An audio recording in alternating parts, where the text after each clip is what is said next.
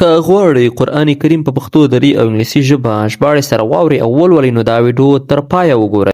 سلامونه ملګرو، په دې هیله چې روغ جوړ باسي. ملګرو راځو قرآن کریم ډاونلوډوو. راځم وګورئ ملګرو، په سرچ کې به تاسو ولیکئ پښتو قرآن کریم، نو چې دلته کلیک واخلئ ملګرو. دا به تاسو سره چې ما مخکې څخه ډاونلوډ کړی ده ملګرو. زه راځم اوپن کوم، چې کله مې اوپن کړم ملګرو موږ تاسو ته به دغه شی صفحه راخلاصه شي.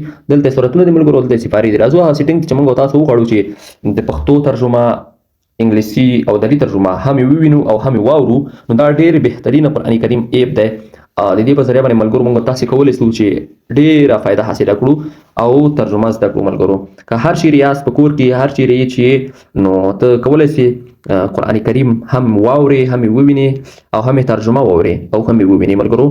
نو د مختلفو قاریانو له قرائت سره راځم ملګرو، دا د سیټینګ باندې به کلیک واخلو. چې کله مې سیټینګ باندې کلیک واخیسته، دلته ټولو د مخې دلته سلیکټ ټیکسټ کالر فور عربیک، معنا چې د قرآن کریم د آیتونو رنګ چې بدلوي، دغه رنګ باید کوم رنګ شي. نو دا اوس تور کې دی، زه غواړم چې شین شي.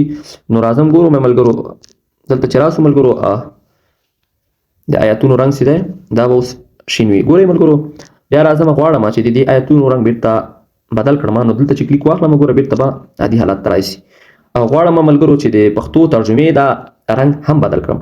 نو راځم چې دلته کلیک واخلو سلیکټ ټیکسټ کالر فور پښتو کې زه غواړم چې دا ترجمه ماته په شین رنګ وښودل شي. صحیح ده، چې دلته کلیک واخلم ګوره ترجمه به ماته په کوم رنګ کې ښودل کیږي؟ په شین رنګ کې ښودل کیږي. ګوره هم انګلیسي، هم پښتو او هم دري. نو زه غواړم ملګرو چې دا رنګ بدل کړم بیرته، نو عادي حالت ته وړم.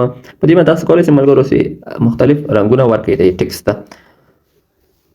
نو دلته مختلف ملګرو بیا سلیکټ عربیک فونټس فور پښتو قرآن کریم، نو دلته دا مختلف فونټونه دي چې دا تاسو په کوم فونټ کې وښودل شي. ګوره مختلف د لیکنې هغه بدلې، طرز العمل بدلې. ګوره دلته دا ډول کوم ډول کې ته غواړئ چې دا تاسو وښودل شي، نو هغه په موږ فونټ کې تاسو ښودل کیږي. بیا دا ملګرو سلیکټ عربیک فونټ فور پښتو، نو دا د پښتو هغه ژباړې لپاره دي چې په ژباړه د پښتو، انګلیسي او عربي ژباړه تاسو په کوم ډول وښودل شي. دا دغه رقم زه غواړم چې راته وښودل شي. ګورم راځم ګورم دا ژباړه ماته ګورئ ملګرو په دا هم بولډ هم معلومیږي، نو په دې شکل سره ښودل کیږي ژباړه.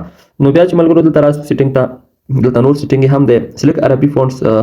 دا موږ ته ملګرو سلیکټ فونټ سایز، د فونټ سایز که غواړئ ته چې د فونټ سایز چې د آیتونو دغه سایز چې کوم دی دا غټ کړئ، معنا آیتونه تاته غټ معلوم شي، په سترګو د ضعیفوالی لري، نو آیتونه ځان ته ښه غټولی شي ملګرو. دا ګوره آیتونه څومره غټ شو. راځم غواړم چې دا ترجمه هم غټه شي، چا په سترګو نه معلومیږي. نو راځم پښتو ترجمه چې کلیک واخلم، نو دا به هم د خوابوزو سایز به یې غټ کړي. دې شو ته مې راوسته. غواړم تفسیر هم غټ شي، نو تفسیر هم سایز غټ شو. ګورئ دې شو ته مې راوسته. اوس یې ګورم ملګرو، ګورئ دلته به د ترجمې او تفسیر سایز هم غټ شوی وي. ګورم تفسیر ملګرو دغلته دا سره نښانه چې ښکاري دلته تفسیر دی. ها ګورئ دلته مکمل تفسیر د هر آیت مبارک لیکلی دی.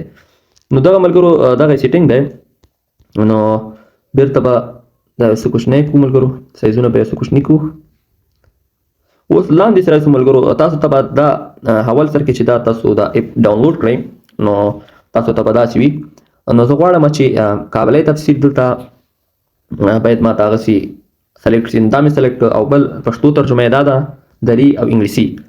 او دلته تاسو وینئ چې مختلف قاري صاحبان دي، حافظان. دلته تاسو ملګرو وینئ چې څو حافظان دي، نو چې هر حافظ په اواز کې تاسو تلاوت غواړئ، نو د همغه حافظ په اواز کې به تاسو ته تلاوت پرې کیږي.